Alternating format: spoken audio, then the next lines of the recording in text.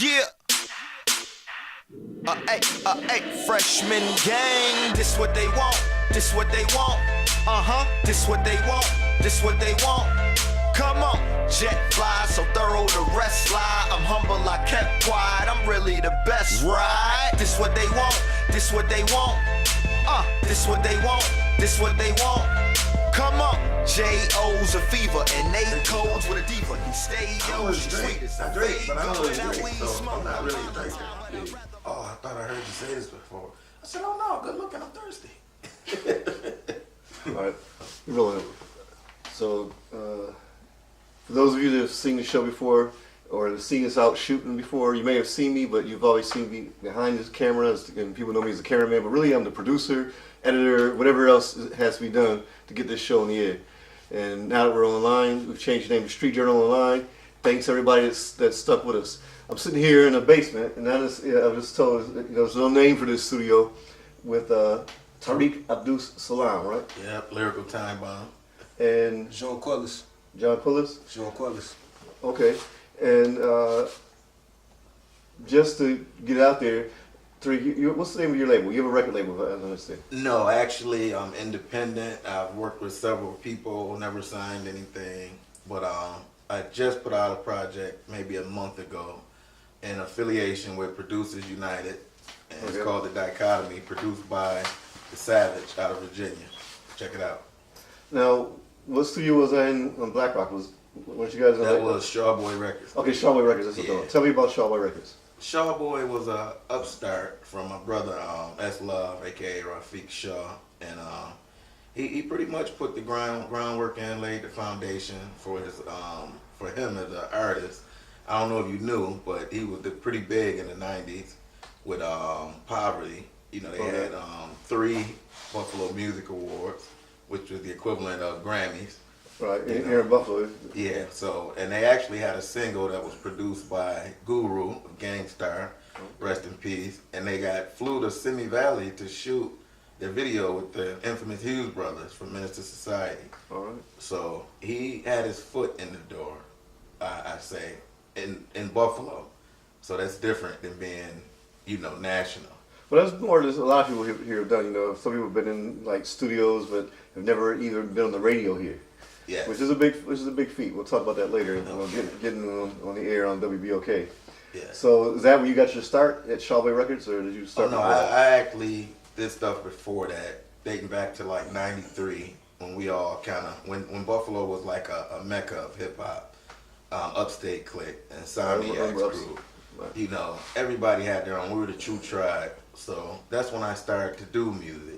We brought up, it's the music of our time, our culture. And pretty much I say I got my start '93, started to take it seriously in '95. Okay. And that was pretty much the genesis of everything. So once you started taking it seriously, you had a pretty good sized studio in Black Rock. Yes.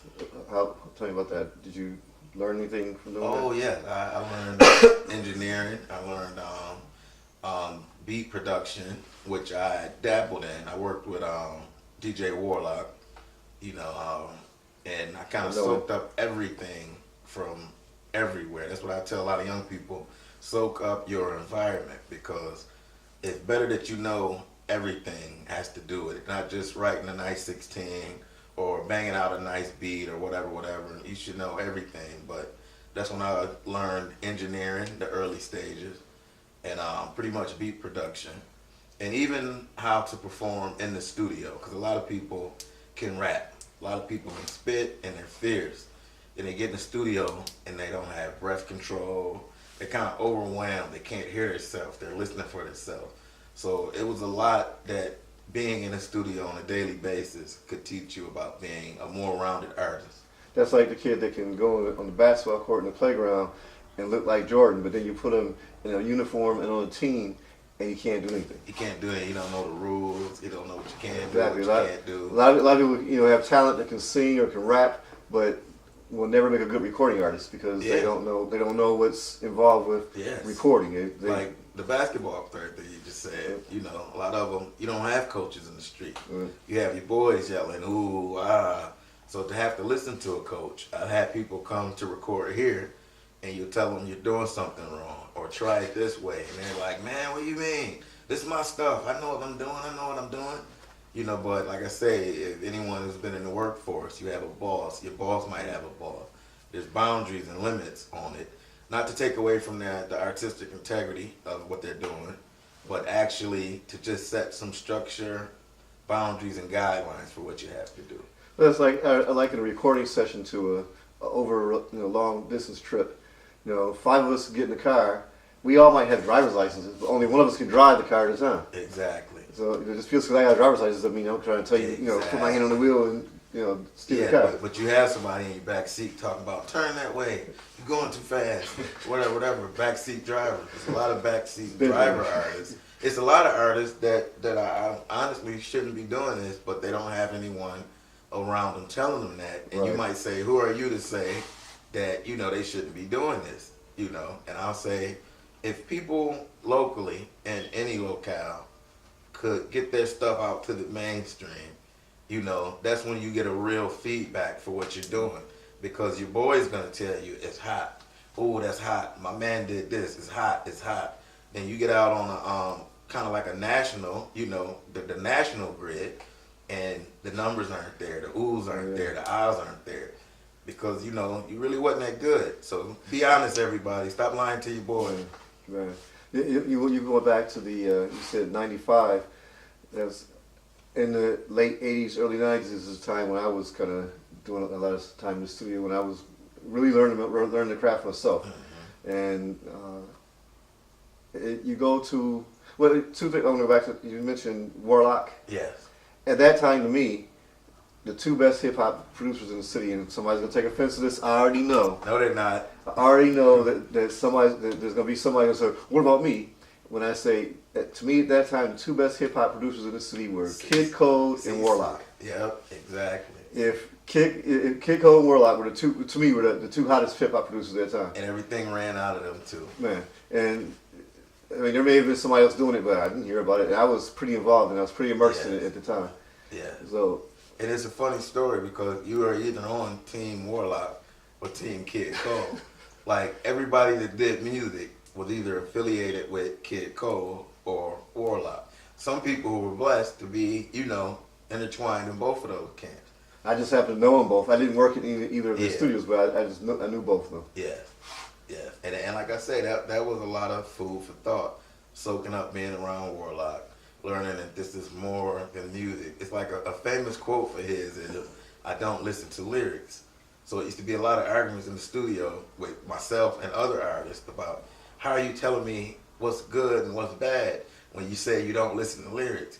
And he said, I'm a DJ. He said, I know when I drop that needle in the club, I know how a crowd reacts. He knows what it's supposed to sound like. Yes, exactly. He knows what's going to get a crowd reaction and what's not. Exactly. Now, and I used to go to both their studios, and Kid Code had a lot of equipment. A lot of equipment. Warlock had just a few pieces of equipment. Minimal. However, the quality from both was exactly. Warlock. He really was a freaking Warlock with what he did. Yeah, what he was. had. Yeah. I mean, I'm like, how do you get this sound out of what you got? Yeah. And he knows how to do it. It was a classic He made some hot stuff. Equipment junkie as opposed to a DJ.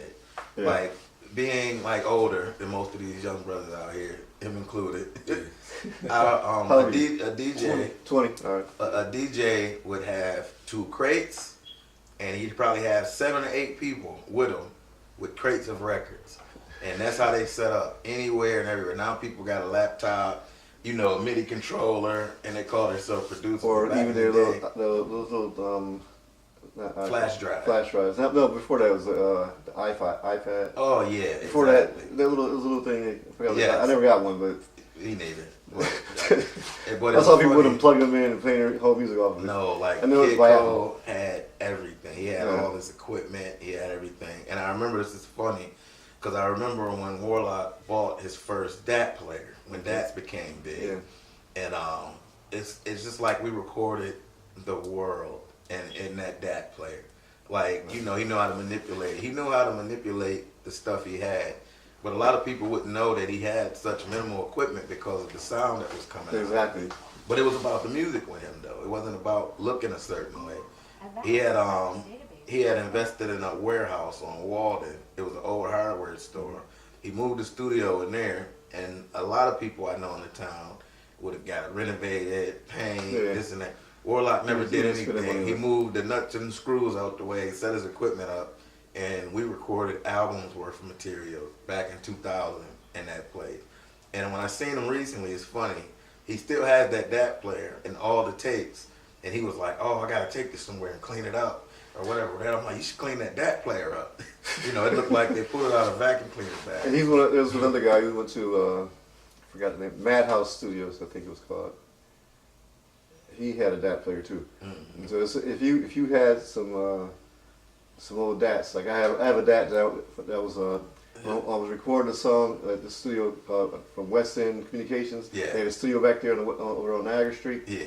In the middle of the session, recording, I go back, can't reach anymore. I finally go up there and say, "Oh, he went back to New York." Went back to New York in the middle of my dish. So I got this DAT tape. I had to find somebody that has a DAT player. So I put it away. Yeah, a DAT player, 4-track recorder. If you had an 8-track recorder, you were great. You would consider that was the equivalent of like a 64-track now. But even with that, knowing how to manipulate a 4-track to 16 tracks, that's what we do. This is hip hop. It started out, like I said, with 2 turntables and a microphone.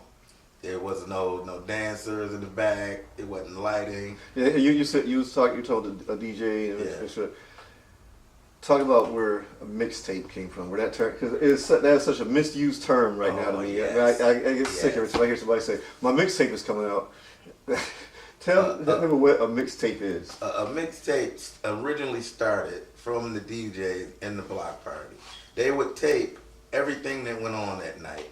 They were mixing their songs. They were blending songs. I know this is like dinosaurs, everybody, but they blended songs.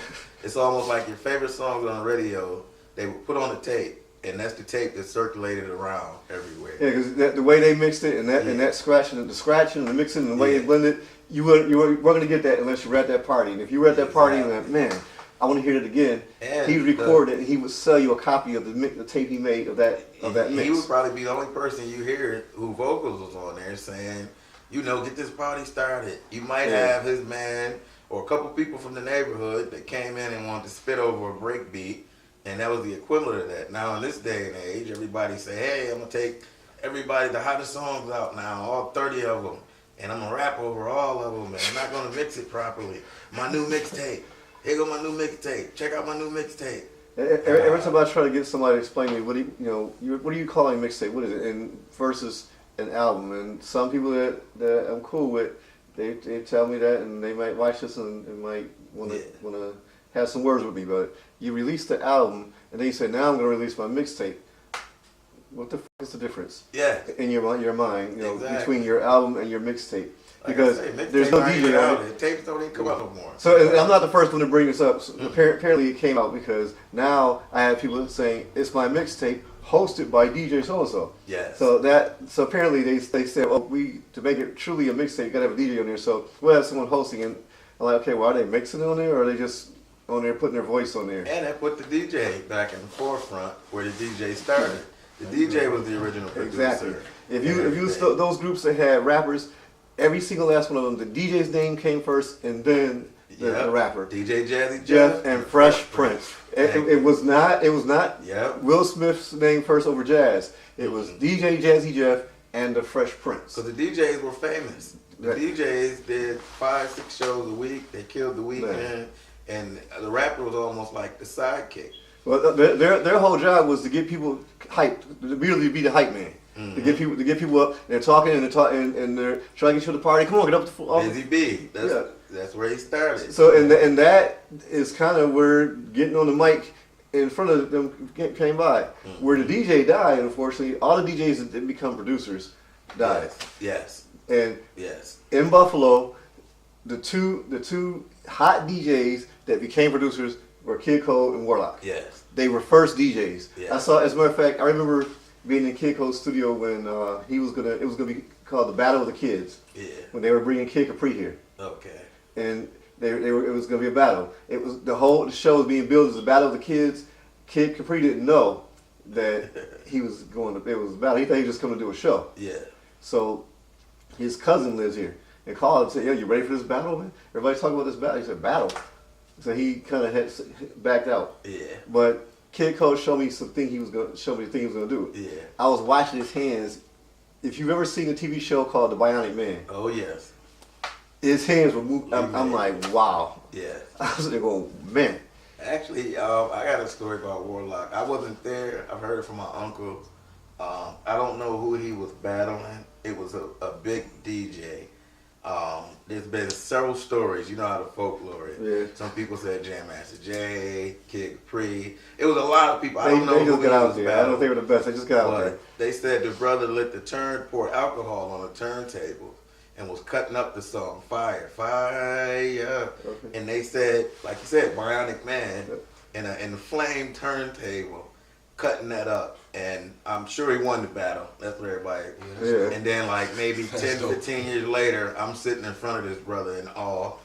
You're DJ Warlock, you know. Okay. And he's like, who the hell are you? And you know, after that he became like my Dr. Dre, to say, my go-to guy. And actually, hopefully we'll get a reunion soon. No, those don't know Warlock. There's Warlock and then there's his Warlock. baby Warlock, his nephews. Yeah. Not to be, so some people may not know the Warlock and may not know there was two of them. There's Warlock and then his nephew, Baby Warlock. And a lot of people, the club killer, DJ Spin, a lot of people thought DJ Spin was Baby Warlock. Okay. You know, that wasn't in the know. But DJ Spin, he was a baby coming up under the wings, and now he's one of the biggest DJs in the city right now. Okay. Real DJ too. That brother can really DJ.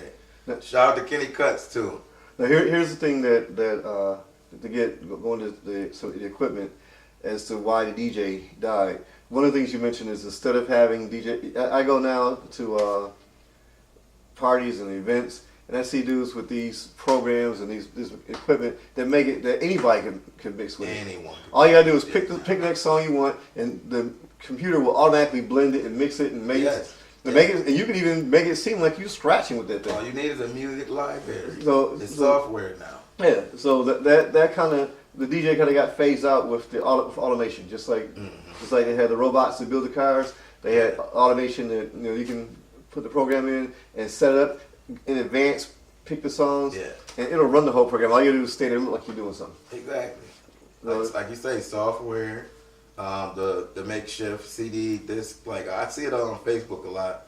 A lot of real DJs, Yeah. people who are in the know, was like, they call them, I want to say PCJs or something. Oh, okay. They're personal computer jockeys. Man. Where like they say they have a big music library. They might have go to Guitar Center, pay $79, get you on a makeshift turntable, and you got a music library. So you got a computer and you got a controller, and they're DJs now. And I'm like, they don't know the history or Right. anything about And it used to be that when somebody was throwing a party, the very first question they asked you was, "Who is Who the was the DJ? DJ? What DJ did you get?" If it was some, and there's some DJs, and I'm not gonna say this DJ's name because I don't want him trying to sue me or going some Yeah. crazy stuff. But anybody our age will remember that this particular DJ, when they said, I mean, because I know there were 3 parties in specific that we didn't go to because he was the DJ, and.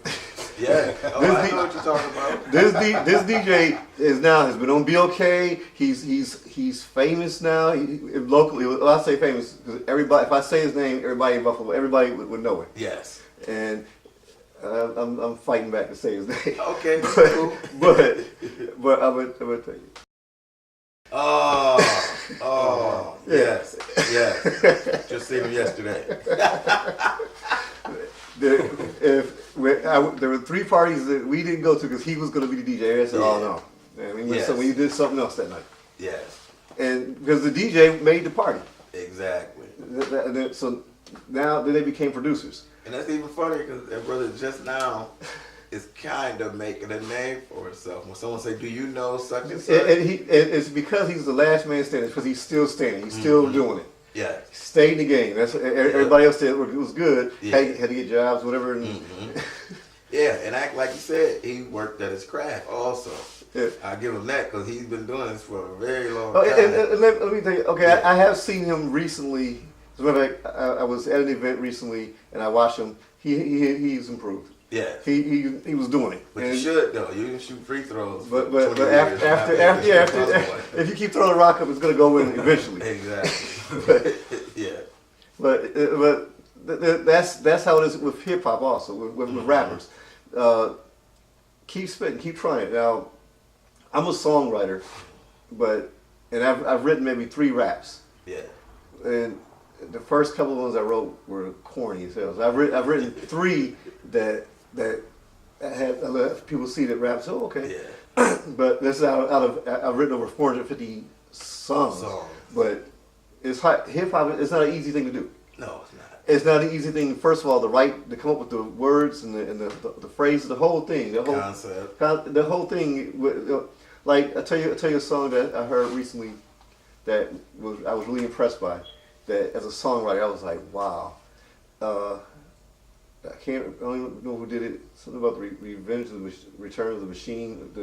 Something to do with the Big Evil Machine or something. It blew up and it turned into a bunch of little ones. Okay. They played it on the radio a couple of times. It didn't get a lot of spin. Yeah. But they played it a couple of times. I'm gonna look it up now. By the time this airs, I'll play a little sample of it on the thing. But I think it was. I remember the story. That's why, and I know he was going to go fight the dude, and he said that some from Warlock came to the other side in a spaceship. Yeah. And now they went back in time. Yeah. And he came back. He said, "I need some machine." He came to do. Said, "I'll be back in a few seconds." Came back with a gun that had one button. He pressed it, and the big machine, which was a big TV screen, his head was a big TV screen. It blew into a bunch of them. Okay. I gotta research that too. They were playing on the radio recently. Yeah. Okay. Well, not this year. Probably I haven't heard it much this year. It was last year into early this year. But the conceptually, I'm thinking of somebody like Cudi because he's very creative like that. Kid Cudi. I can't. It was. I don't even know. I have to look it up. But But I know it's something to do with the. I'm trying. I feel like it was one of those. What's that? One of those dudes that I can't think of his name now. But I'm gonna look it up. Okay. I'm gonna look it up going. And just to be fair to all the people that have hosted my show, I'm not gonna edit this part out. Everybody gonna see me sitting here trying to. Raw. That's how it's. I usually don't cut out stuff like that. Okay. So now y'all can see why I don't host this show. But what I was saying with that is that you got to give props to somebody that can really come up with some creative lyrics, and in addition to that, make them rhyme and remember them. Because the average lyric content of a rap compared to a singing song is almost like 3 or 4 times the number of lyrics. Exactly. And so for someone to be able to memorize that, and that's impressive. Exactly. That's why I say, like, I always pride myself as an artist with creativity, because taking what you just said, listening to all this new stuff that's on the radio that's going on, I can't even give a lot of these new artists credit because their stuff is so like juvenile that kids remember, because it really 1, 2, 3, A, B, C. There's nothing creative about it. It's just so repetitive, you find yourself singing that whack sometimes. Actually, you don't even like a song. There's songs I don't even like. Well, that actually speaks to the industry and marketing. Oh, big time. The way that they get you to, you don't have to like this brand of water, but if every time you turn around and putting this water in front of you and you're thirsty, you eventually are going to be asking for it. And you're thirsty, yeah. I mean, there's songs that I hated that I find myself knowing the lyrics to and singing because at least between the time I leave the house and the time I get to work, I've heard it maybe 2 times. About from the time that I'm almost getting off work and the time maybe 9, 10 o'clock, I've heard, like you said, this brand of water like 10 times. And I'm talking from 4 to 10. And these are different DJs that are on the radio. Yeah. Well, here's the thing that I discovered. And over the years, I've had, I'm going to say, 7 different friends of mine. And when I say friends of mine, people that I already knew or that through working in this industry locally that I got to know, and we became friends. I've had 7 different friends that were DJs on BOK, Okay. and none of them were able to play any of my music or anybody that worked in my studio's music on the air because that decision is not made by the DJ. What the radio still plays on, and I say they play on it. They try to keep making us think that that's how it happens. It used to be that the DJ decided what song was going to be played. Exactly. Just like at a party, a DJ would decide on the radio. The DJ decided what song was going to be played. They knew it was hot. That has changed now. The program director decides that. Yeah. And in the case of a station like BOK, which is now owned by a company that's national, the program director receives a playlist from corporate, and they decide, and it's already decided for them what they're going to play. Yeah. All the program director does is decide, okay, when it's going to be played. Yeah, I told him that because there's no way that we hear like regional artists, like not even saying what's whack or whatever, from Gucci to Slim Thug to Kendrick Lamar, even people that are regionally I think somewhere that's else. Kendrick Oh, Lamar. could be. Oh, I could think be. that's the name I was trying to think of. I think it might have been. Okay. Oh well. Yeah. Bravo. I give him much props. But But like you say, the program director, Yeah. they get this stuff. It's national now, and they tell them this is what we're gonna play. This is this is what we're doing. This is our agenda. Like pretty much until like if you listen to the top 7 at 7, it's the same for up to 3 weeks. Give and take. A new artist not a new artist, but a new song coming in.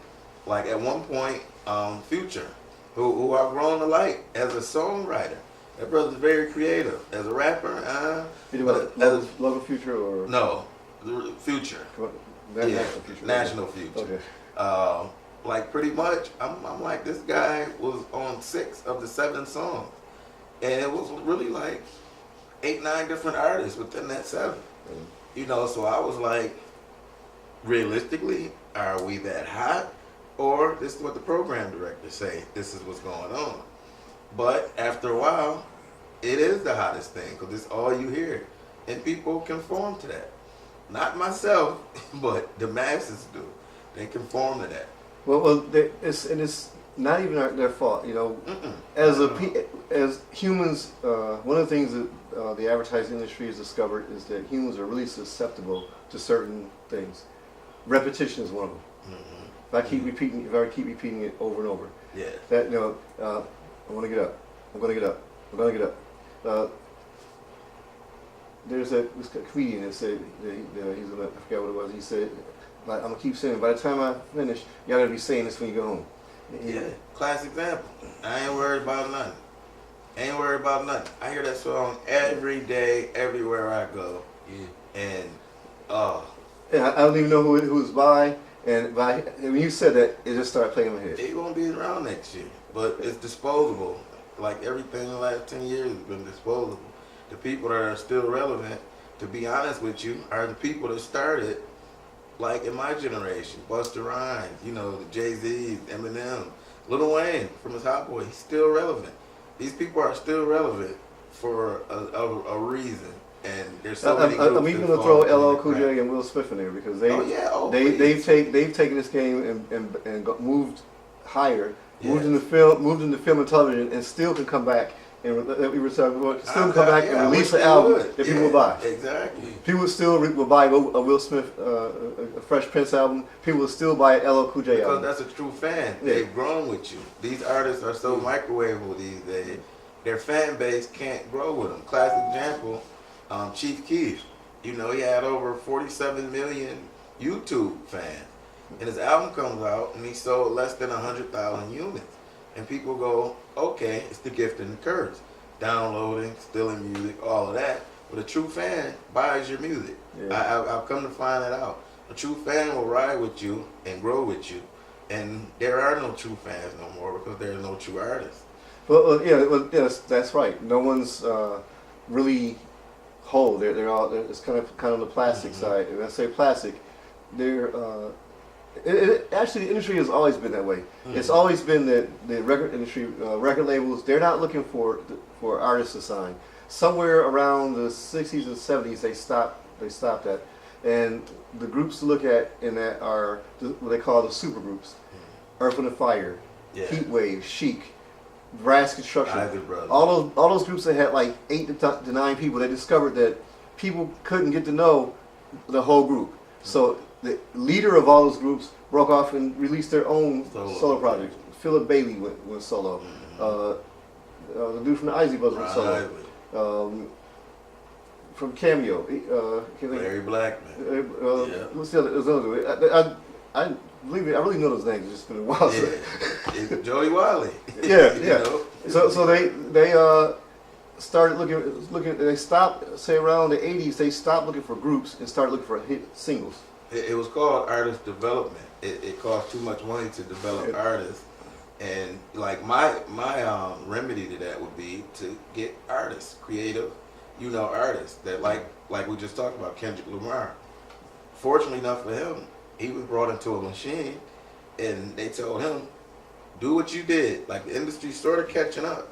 Do whatever you did to get all those fans on YouTube and Twitter and all of that, and we'll put it out. And that's what they did. But there are no A&R men no more. And that's YouTube, Twitter, the social media. That's the new A&R, because if something's hot on there, they'll put it in. If it don't work, industry then writes it off, and that person will probably put out a mixtape next year. Now to bring people to speed, everyone's heard A&R before, which stands for Artists and Repertoire. The way the music industry used to work is that you used to have to perform at the right club, and they would send people out scouting for new talent. And so an A&R guy would be at a club and hear you perform and go, oh wow, and would come up to you offering you, an audition. Yeah. And then you would come and then you might get a contract out of that. It doesn't work that way anymore. Those A&R guys can sit right at their desk and have a stack of tapes, demo tapes that have been sent in to them. So now they're not looking through these tapes for artists. Oh, this looks like a great artist. They're listening for a song that could be a hit song. Yeah, and so like you say, that's why in the '80s they created was kind of the creation of the one-hit wonders. Yeah. When you hear them talk about one-hit wonders, it's not because those guys didn't have any other songs. It's because that's the only song they wanted from them. This is the only song that can generate currency for them. Yeah, you come to me and I hear 3 songs. I like song number 2. Yeah. Okay, that has a snappy beat. I think we can sell that song. Okay, yeah. After people stop listening to that song, we no longer need you. No, we don't. Because he has a song, and that's all they're looking for, hit songs. And that's what we call it. Like now, it's microwave. Yeah. Back then it was, kind of like I call it easy bake oven. Put it in whatever. Now it's microwave. It takes 1 minute. Yeah. Put it in there. Bang, and you're gone. And I can name like 5 groups from the last pretty much 5 to 10 years that were there for those 6 months. And then there was another group that sounded like that. Then the sound changed to crunk. Then it changed to hyphy. Then it changed to trap and all that. But like I say, one thing that stays consistent is a good artist. You have to be able to be a chameleon in this day and age. To be able to roll those punches, you got to be able to change. Yes. I'll go to LL Cool J for that. That's one of the reasons I think he survived. Every time the industry changed, he changed with it. Yes, he did. When he was rapping, when that fast tongue rapping was out, he did it picked it up, did it like it was nothing. Yep, because he's a true MC. He can do that. He did it. Busta Rhymes, classic example. He's done been through so many record labels, so many camps, and he's still relevant. You know why? Because he makes good music. He's a chameleon. So anybody who's been watching this whole thing here, listen to this whole conversation, can kind of tell who our favorite artists are. Yeah, we keep name dropping. we keep having the same names. It's only 5 or 6. I keep name dropping. I'm just taking up jewels. I wasn't around when none of this was out. But the thing is, you are out, and you are who the industry is after. Yeah. They're not. I'm 48. You're 40. 40. You're 20. Yeah.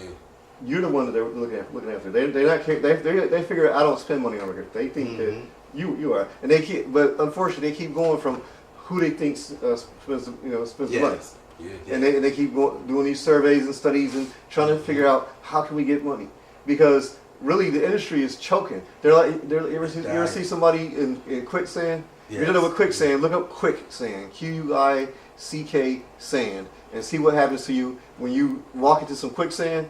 That's what's happening to the record industry, because, and I have to tell you the one device that changed the game completely, that changed the need for studios, that allowed you to have quality sound in home studios that changed, that made the major impact in the recording industry was the invention of the CD burner. Exactly. If you think it was any other, you think it was any other device, do your homework. The CD, when the CD burner came out, that is what created the or lack of a need to go to a major studio, because now anything that you had in a whole room, you now have in Cakewalk or Reason or Cubase or any of these computer software. Because and then after you get the sound the way you want it, you can burn a copy of it, a master copy of it right there, and have it, versus having to go through a recording session and have the big 24 track or 32 track tapes and mix them down to 2 and all that, and these big machines. Exactly. So those right there. What is that program? Is that Adobe. Okay, Adobe. That's a multi-track recording program, and you guys can't see it, but look up Adobe. Because usually I would be able to, as a cameraman, I would be able to take the camera and show you, but look it up. Yeah. You've seen, if you've been in recording studios before, you've seen these, any one of these. Yeah, they're called DAW, Digital Audio Workstation. Exactly. And there's so many of them. And like I said, they eliminate the Kid Cole studio. I saw 20 pieces of equipment in Kid Cole studio, and those 20 pieces are on Reasons right now. Yeah, exactly. Whatever one you got, 3, 4, 5, you got a whole studio. I remember the day that happened to help carry equipment, help setting up for party. Now, plug in your laptop. Yeah. You're good. Yeah, you got a gift hard and drive. A curse. Hard drive. Gift and a curse. That's what it is. You went back to Kid Cole. Let me go to another issue. If you've watched this show before, you've seen I have a segment where I put on there information about a website called Covenant with Black America, and there are 10 covenants that are there.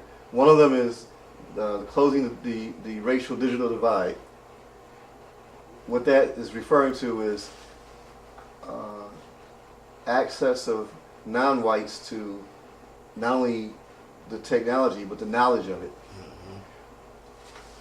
I already know that there are plenty of black folks that know this stuff. I know it because I have a background in electronics and in audio. Doing this show is new to me. My background is in studio recording, audio engineer, audio production. Many times I worked for Indigo Productions out at Melody Fair as a stage tech when they had the contract out there. So we would set up the equipment for the bands, and then when they were done, break it down and pack it back in the truck. Good job within this. Oh yeah, we start 10 o'clock in the morning. The 18-wheelers would get there. We take all the equipment down. By the time we finish setting up, it's like maybe 4 or 5 o'clock in the afternoon. Then we eat dinner because they had a kitchen out there. The show would start, and they do the show. We would be there till like maybe 2 or 3 o'clock in the morning, break it down and pack it back up before the band is on its way off. Group said you would know that I worked with that I did the show for was when Patti LaBelle came out there and Kirk Franklin. Yeah. The rest of them were mostly country and western bands. There were, I think, one of the Temptation or one of those type groups came out there once too. But one of the things I see is there when I go to concerts, I'm always looking to see who's working the lights, who's working the sound, who's running the wires, because that's where my expertise is at. And I rarely see people of color doing it. Never. So now, if you go to anytime you see a concert and you see a guy back there mixing the board, go and ask him. You don't have to take my word for it. Go and ask him what his background is, where he learned that from. Out of 10 people that you talk to, maybe 2 or 3 might say they went to school for it. Yeah. All the rest of them are going to say that they interned. They work just like he's interning under him and learning under him. That's how they learn that stuff. And so it's not a matter of us going to school and getting the knowledge, because we have the knowledge. Yeah. I know you do, because I've seen your studio. I've seen your full blown studio. Exactly. And the guy you met yesterday, Ice. The guy if you go to on our website right now, you see Fonz Carter. You see his studio. I see. They're Kid Code, Warlock. I can name oogobs of people. If you've watched this show over the last 8 years of studios we've been in, these guys know this stuff. So it's not that we don't know it. Yeah. So a lot of the fact that we're not working in those aspects of the industry is because is being allowed in. Exactly. So it's kind of changing. So that's why it's great that the CD Burner came along, so that we don't have to try to enter in recording studios like here, Select Sound, or Trackmasters with and Audio Magic, which I got a story about Audio Magic. Yeah. I don't know if Audio Magic is still around, but I haven't heard of Black that Rock. so long. Yeah. They But like you said, so many of them popped up. man. You know, so now you're not getting like $700 for a 12-hour block. You know who I'm talking to. They was raping us, man. They was raping us. Man. They was giving us bad mixes and everything. And not even giving you mixes. You pay for 8 hours. You could spend that whole 8 hours just twirling knobs. Yep. And getting smoke blown up your ass about, well, it's going to sound right now. Well, come back another 8 hours, and we'll make this release sound good. They were raping us. And I understand it. I don't knock them. They had a hustle. Yeah. But I could never do that. Like you said, this brother has never paid me 1 cent to record anything, to do anything. And he kind of just came in like, I want to say like off the street, you know, through a coworker. Hey, this is my peoples. Yeah. He rap. I know you got a studio. And here we are 5-6 years later. You know, I can imagine how much he's learned up until now. That was a great segue. Introducing you. Can you move your show? Tell us about, what is your name again? Sean Quillis. John Quillis? Yeah, Spell Sean it for me. Quillis. JZONQELLIS. Yeah, you're gonna write that down and I'm gonna put it under the screen so people can see it. Yeah. So it's He goes through that a lot. right. It's right there. So Yeah. you can see the finger. Okay, let's look and see. Make sure. Okay, right there with my fingers is where it's gonna be. Okay. Okay.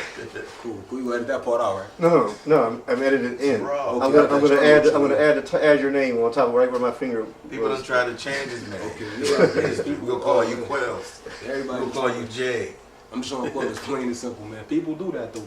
So, and you said you're 20. So how long you been rapping? Sounds like 9. I started taking it more serious around like 12, 13. You know, when you're 9, you got older. Because I don't know, I think I came up like in the perfect time almost. I wish I would have came up like in the era y'all came up in. Y'all talking about. Golden. Yeah, Platinum era. I love that. I think I came up in the era where like my generation got the last of like the good music.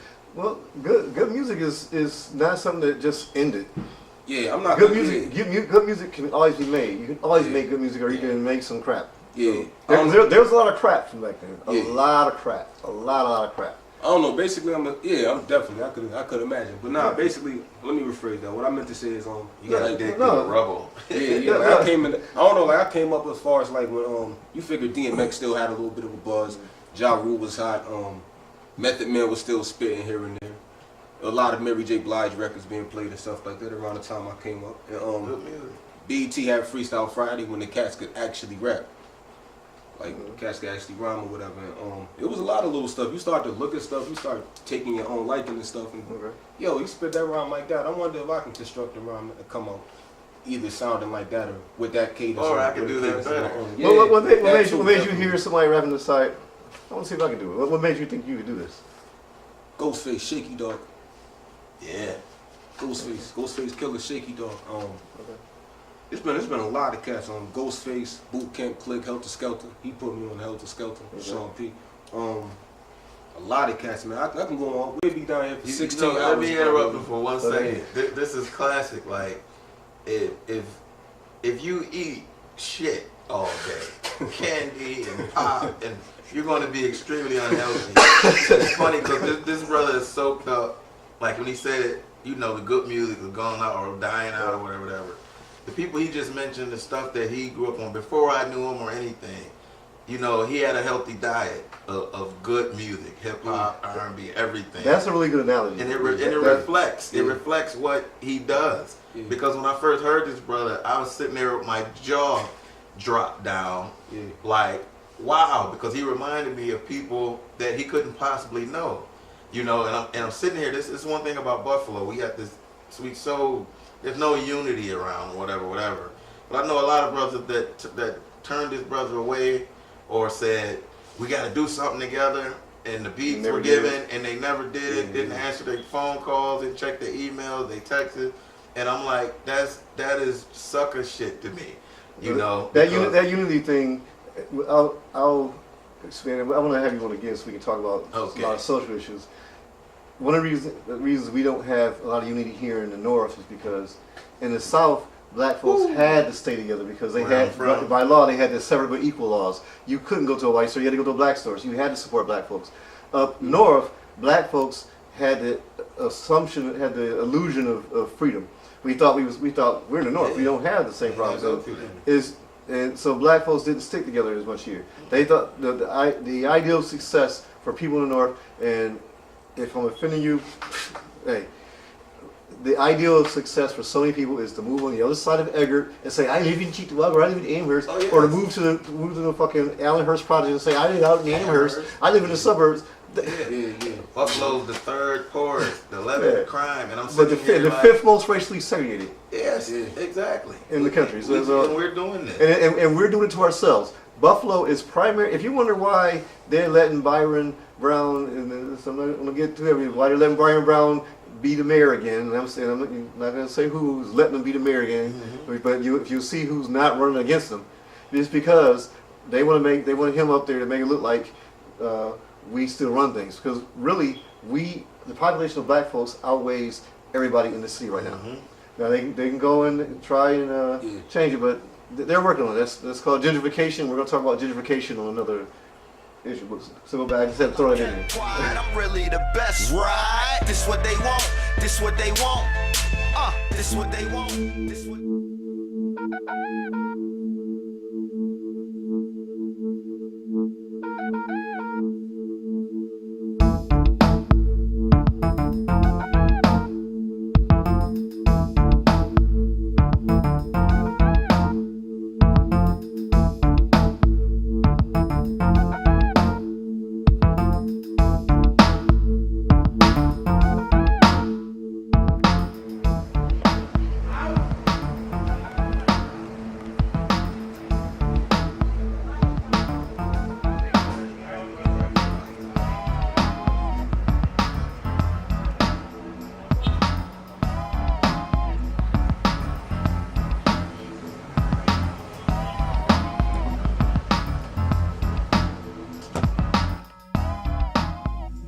Yeah, we can work that out later. What time you coming through? Yeah, that'd be cool. Yeah, I'll just be getting home around that time. No problem. You do the same for me one of these days. Alright then. Yeah, I'll catch up with you later. Deuces.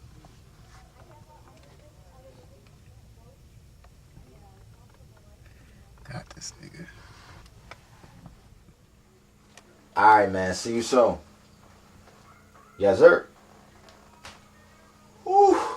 Yes. So what was that all about? That was my man, Ice. He just came to the rescue. Came to the rescue? What do you mean by that? Man, he gonna let me finish Angela demo at his joint. Wasn't all of your music and everything in your computer?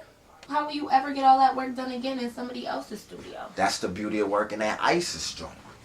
He got all the same programs on his computer that I have on mine. Okay, I don't get it. How does that help you?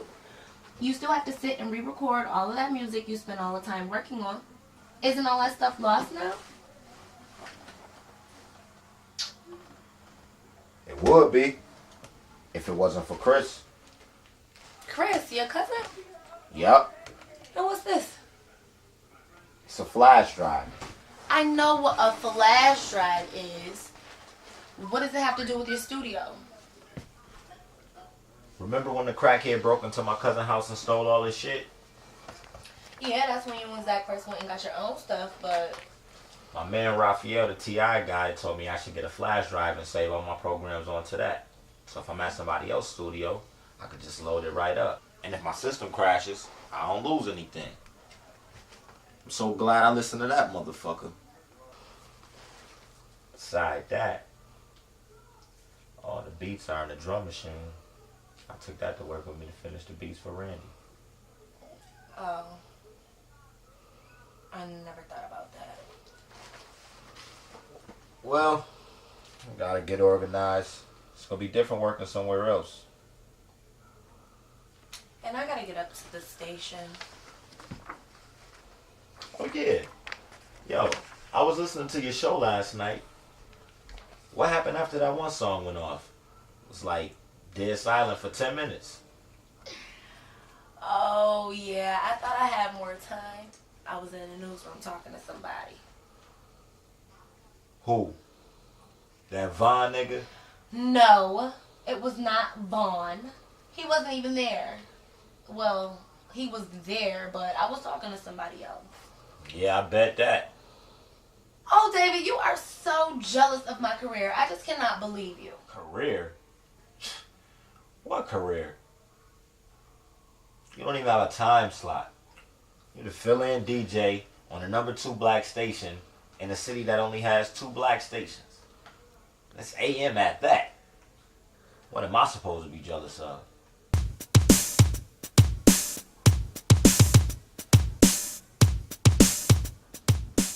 Alright, now first, you gotta convert your files. What version did you have on your computer? I don't even remember. I think it was called Beats in the Box Studio Edition. Alright, now they got 3 different versions of it. They got the gold version, the silver version, and the platinum version. What color was the package? If you can remember. Yeah, I think it was the silver version because I remember it being a silver box with a mixing board on it. Try to get you to update that whole studio. If it ain't broke, don't fix it. Besides, man, I did an upgrade one other time, and man, it just wound up messing everything up. Had my computer moving slow. My customers were complaining because they had to pay more for studio time. I didn't want to go through that again. Nigga, that's your fault. Besides, it ain't much of a difference in the way it works.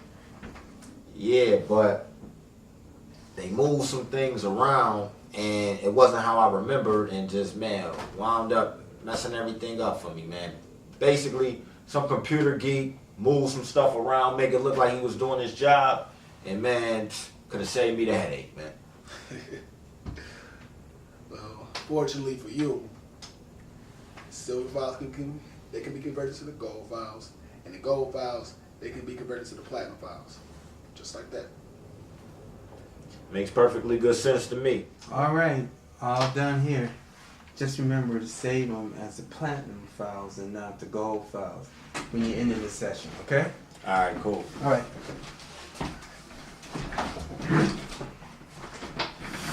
Hold up, bruh. You gotta get up, bruh. Producer seat, nigga. There you go with that shit. Hey, you already know. I don't even know why you sat down in the first place. Man, I can't tell the difference, Scoot over.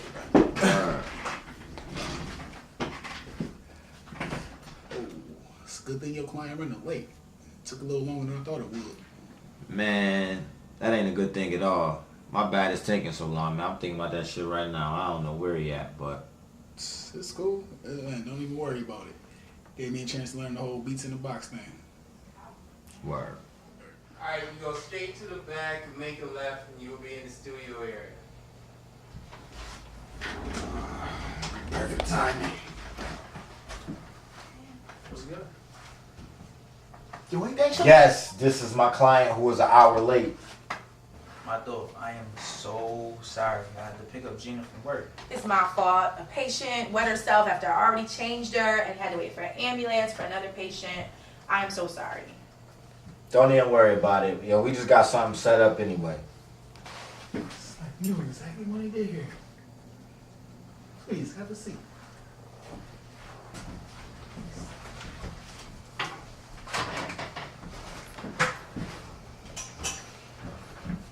Yo, let's just get this session started, man. We already running late, but we can catch up on time. Yo, pull up that Cocaine Blues file right there. Cocaine Blues. Yes, sir. Is that right there? Yeah.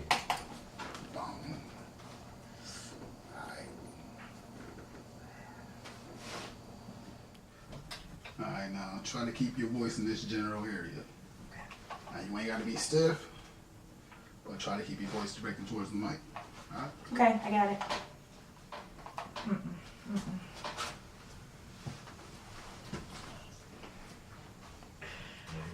Alright, she ready to go. I just want to go over this one change. Okay. Yeah. Yeah. Did you used to bone that bitch? That's her. So you could imagine the drama when she walked in last week. Oh damn. Was Robin there? Yo, she just came as they was leaving. And all of a sudden your shit missing. Yeah, man. And I don't even want to talk about it, man. Damn, homie. Alright, so you ain't recording none of the verses. How's she gonna know her cue? She know when it comes. Cool. When the track come on, you go here, but-don't. Then that's when the hook come in. Okay. Ready? Let's go. You do.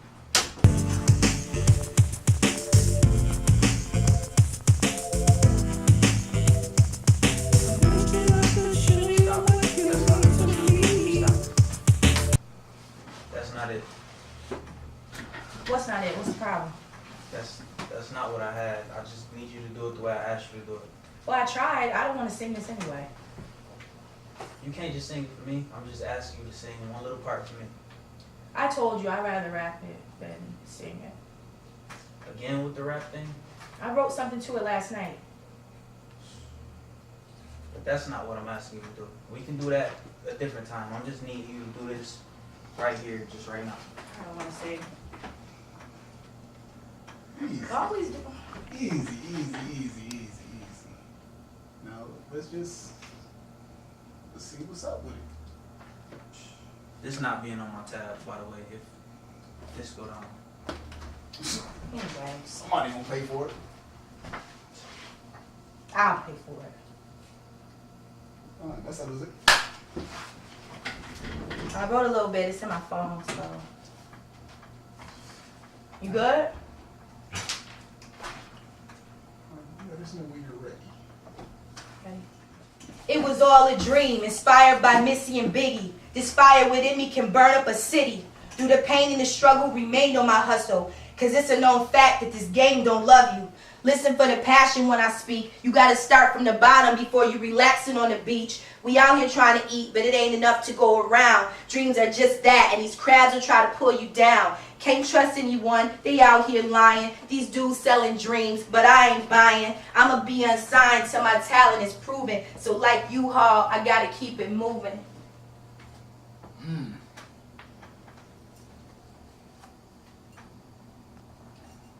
Good stuff. Good stuff. Damn good stuff. Try. What do you think?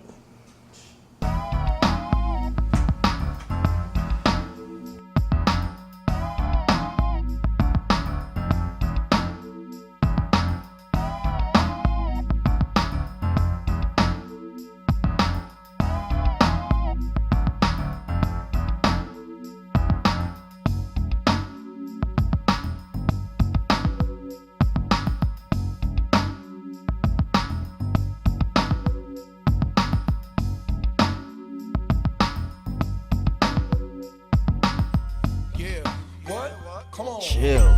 Yeah. What? Guess who? Come on. Yeah. Just telling you. Yeah. What up? Oh, it's been a long time. Miss being home though. I really do. Yo, when they heard this is what they said though. This is what they said. It was like, it's about time. Tell, welcome back. You put it down real nice. Welcome, Matt. Good looks for show. It's what I do.